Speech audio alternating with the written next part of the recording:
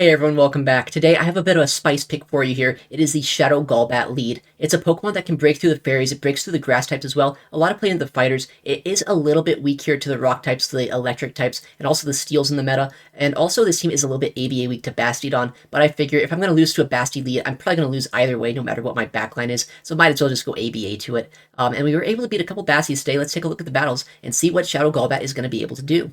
All right, the first game of the day here, the Shadow Golbat into a Shadow Victory Bell. All right, Golbat already doing Golbat things here, taking out the poison and grass types. We see the Lickitung safe swap. I think at this point we all know the third is going to be, it's got to be a Bastiodon, right? They're baiting out a fighter here potentially, but we don't have a fighter. What we do have is a Quagsire in the back that will love to see that Bastiodon. We will be able to absorb all of this energy after that debuff with the Poison Fang. I think an X Scissor plus Volt Switches will be able to farm them down before they can knock us out. I know we don't have a hard answer to this Licky here, but a little bit of chip damage, a little bit of a team play here, going for that chip and dip, come in with the Chargebug, get a full farm down. I think we are in a great spot. If it is going to be that Bassi in the back, we will easily be able to just align our Quagsire into it. If it's anything else, we'll still have switch advantage, and we'll have a lot of energy that we can throw into either that Victory Bell or whatever the third is. Looks like we did make the proper read. It is going to be that Bastiodon in the back. This first discharge will come through. It will do a lot of damage to this Bastiodon. Not enough to really make it so it's going to be like that impactful, but we'll take it, right? Getting any damage here is going to be nice. Waiting down our switch clock to make sure that we can swap if they happen to swap into their Shadow Victory Bell.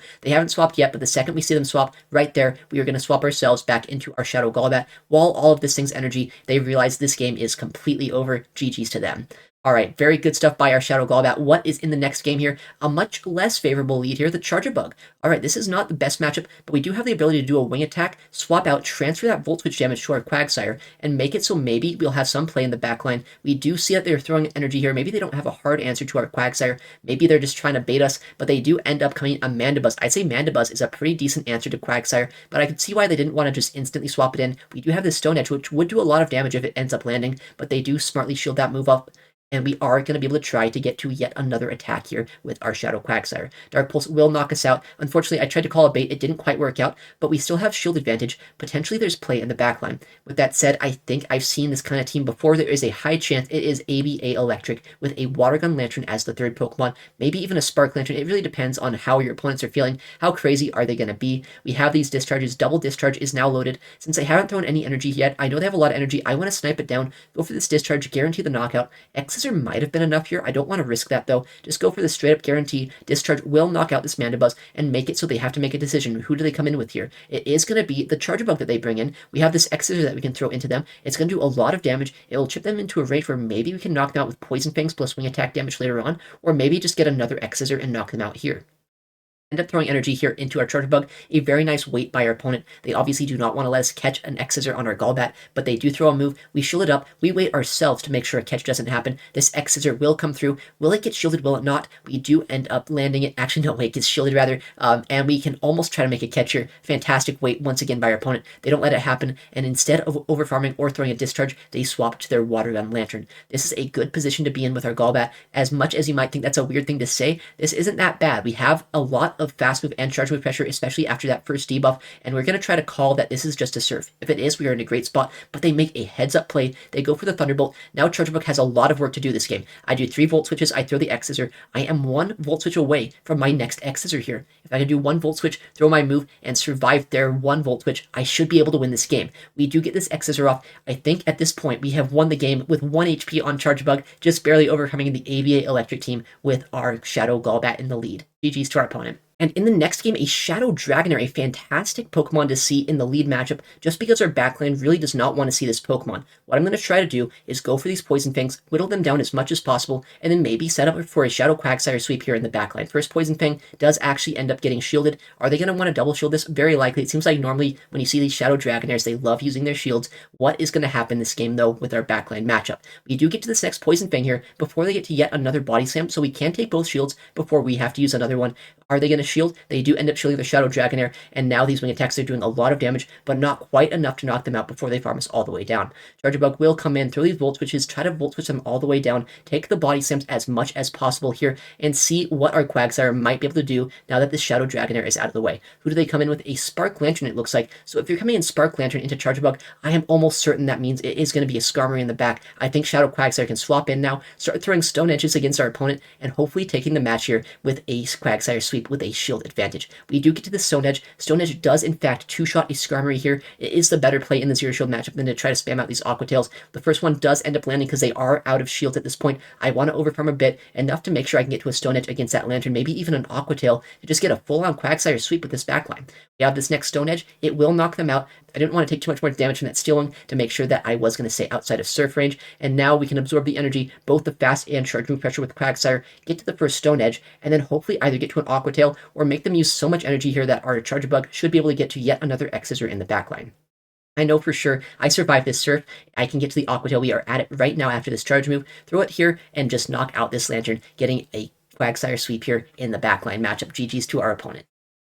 And this move should knock out as long as it goes through at some point. It ends up landing there, and we take the game. Our next opponent, what are they going to run? Shadow Golbat into Shadow Magnezone, potentially one of the worst matchups for our Shadow Golbat here, but we can safe swap into our Quagsire, hopefully make something happen, but this Tropius is going to make sure that we don't get much of an advantage, at least just yet. We can Stone Edges, do a lot of damage to them, and maybe even get a Poison Fang or just a Wing Attack down against this Tropius. If we can farm this down, there's a chance that Energy on Golbat can take shields, can potentially knock out that Magnezone as well. We just have to wait and see what their third Pokemon is going to be, but I think I have a pretty good idea that it might just be a Wiggly Tuff in the back. I know that was a popular team that people were using last season, and if that is the case, then we are in a little bit of trouble having all of these shield in play. I need to try to get a bait off against this Magnezone, get as much energy on our Chargebug as possible, and maybe there's a shot here if I can get the proper baits, if I can time my moves properly, do as much as I can to get any sort of advantage out of this match. We do swap into Chargebug, we get another sneak here with this Volt Switch, so we are at 2 Volt Switches here. What is their third Pokemon? Maybe they're ABA weak to Chargebug, but no, it is that Wiggly Tuff in the back. Very uncomfortable matchup for us to be in. Throw this Discharge, I think that might have been on somewhat suboptimal timing here, which could end up mattering if 2 Discharges just barely are not enough to knock out. It's going to be so close here. We can throw this next one after 2 Volt Switches, but is this enough to knock out a Wiggly Tuff from this range? I don't know. If it's a bulky one, then maybe not. They survive on 1 HP. If that would have knocked out, maybe if I would have thrown in slightly better timing, I could have won this game, but I end up taking an Icy Wind here. I'm not sure why they wouldn't just throw the Disarming Voice, but it's a Wigglytuff user. They like Icy Wind. They throw it when they see it, but they do take the game there. Very close match, even though it was such a terrible lead. Alright, Shadow Dragonair in the lead once again. A very neutral matchup as we saw last time. I'm going to play out a very similar way. Set up our Shadow Quagsire for a sweep because I know normally whatever is going to be in the back with a Shadow Dragonair is going to be kind of weak, hopefully, to a Shadow Quagsire.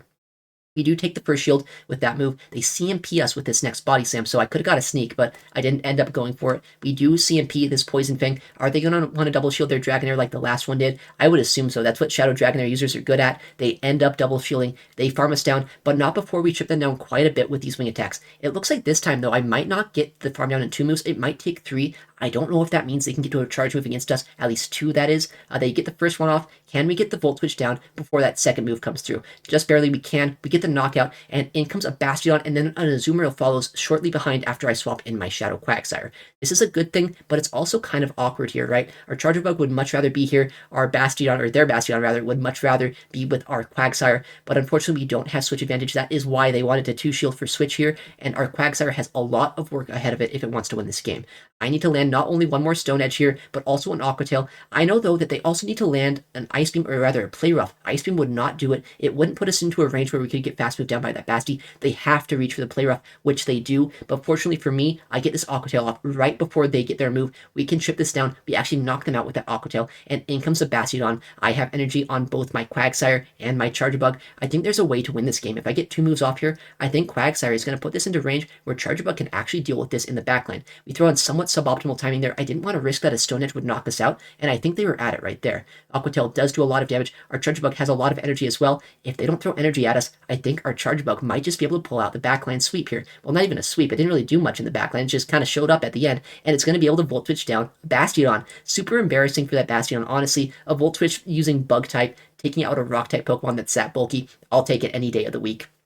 Alright, well, something I won't take is the Shadow Steelix Lead, one of the worst matchups here for us to see. If they have Poison Fang, or Psychic Fangs rather, this is a very terrible matchup. We have debuffs, they have debuffs, but obviously their debuffs are actually good against us, whereas ours are not good against them. With that said, this Steelix user has not yet thrown any energy. I don't know why. If they have Psychic Fangs, they probably would have wanted to throw that a long time ago, but they end up building up and they throw a Breaking Swipe as their main attack. So they must not be running Psychic Fangs if they throw that move. Maybe a Crunch is their second move, maybe Earthquake, but we get this Poison Fang off. It won't do a lot of damage, but it might put them in range where we can Mudshot them down. They end up swapping here into a Tapu Fini. So a Shadow Steelix, a Tapu Fini? What is this, like a Fantasy Cup team? Maybe it is, but if that is the case, Chargebug is likely going to be very useful. It could be an Azumarill as the third Pokemon here this game. Nature's Madness does end up getting shielded. This is fantastic for us because now I have these discharges. I have back-to-back. If they end up shielding this move, I can throw the second one, take their second shield, and be in a great spot this game. We do actually end up landing that move, so what is their third Pokemon going to be? I guess it's not a Fantasy Cup team, because that is a Lantern. That Pokemon is not eligible in Fantasy Cup,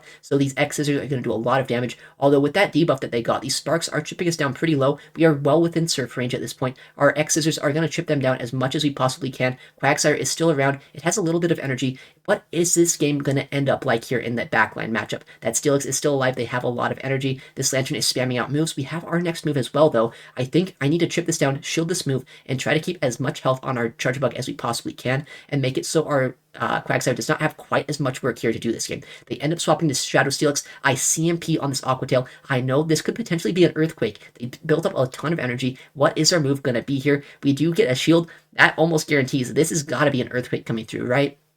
Definitely. Yeah, there's that Earthquake. Basically knocks us out, but Quagsire barely hanging on, not taking that next Dragon Tail. Force them to throw energy against their Shadow Quagsire as well. I think that we are 1 voltage away from getting to a move on our Chargebug. As long as we can get that before they get their next Surf, we should win the match, which we do. Chargebug just barely closing out that backline matchup here against that Lantern. A very interesting team. I thought it was Fantasy Cup team when I was playing that matchup out live, but luckily I guess it wasn't. It was just that Lantern in the back, which we were able to overcome just barely.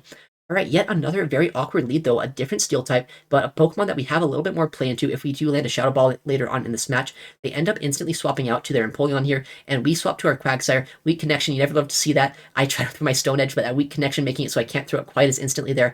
I don't think we really lost out on any turns there though that game, so we do throw this Stone Edge. We are almost at the next one, and I know for sure if this is not a Power Whip, we survive, we get this second Stone Edge off and take a lot of health and also a shield from the Scoodra.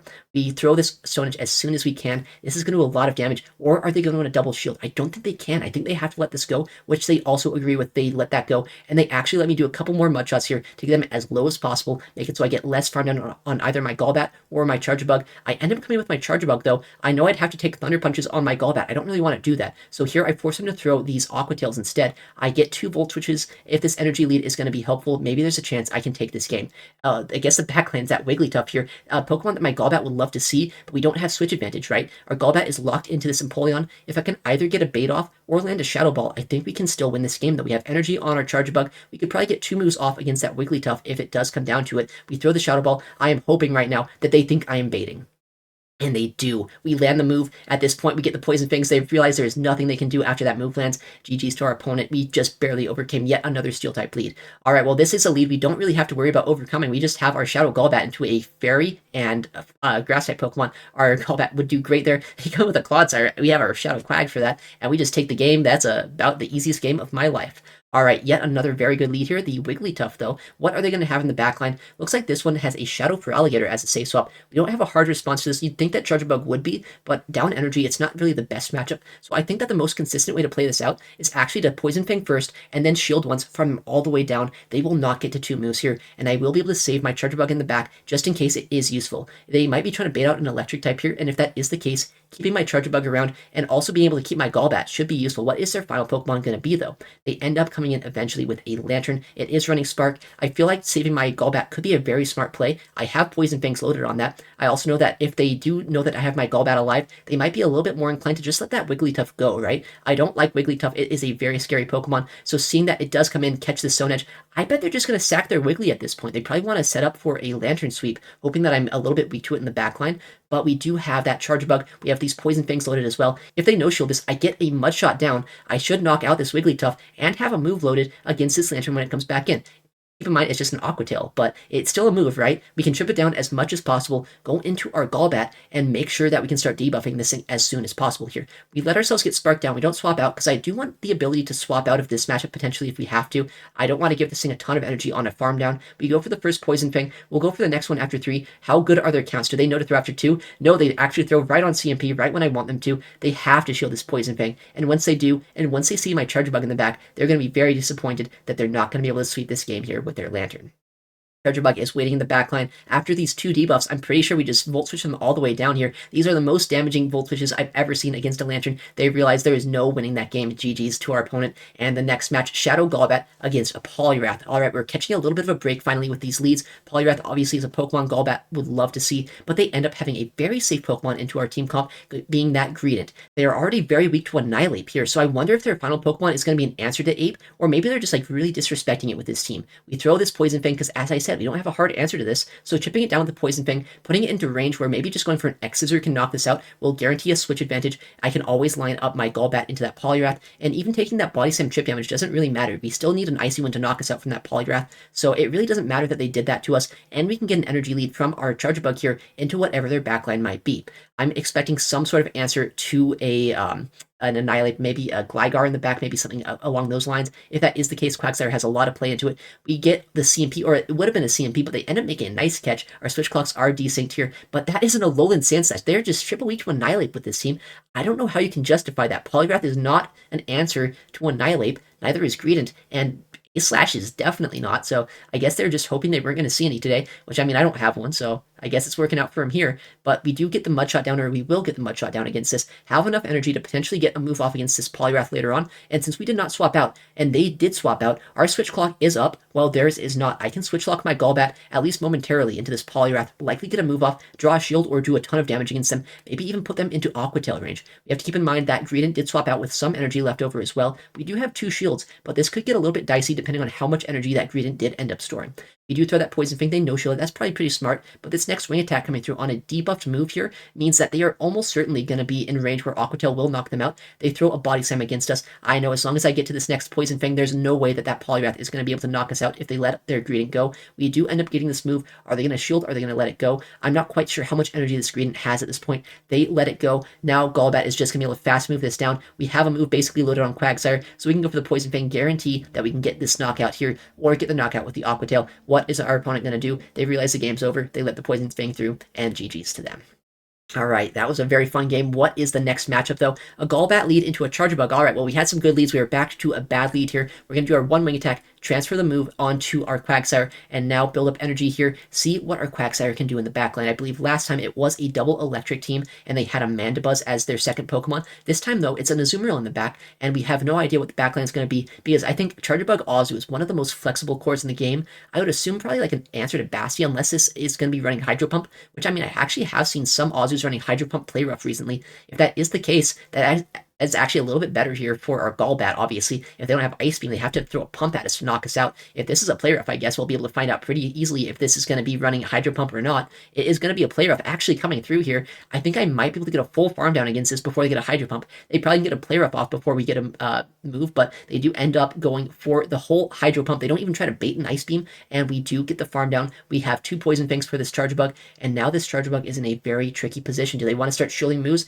that likely are not going to be the most impactful in the game, or do they want to let this go, rely on their third Pokemon, and try to win the game that way? They do end up shielding there, and I'm going to try to make a catch on a discharge with our Chargebug, but they do end up making a nice read. They come in with their Alolan Sandslash, and I think I see a win condition this game. Chargebug is very neutral here. I can land a discharge, hopefully farm them down as well with our Chargebug. If that is the case, then I should be able to win the backline, just sweeping with our Chargebug here, landing a discharge here, and then maybe an X-Scissor against their own Chargebug.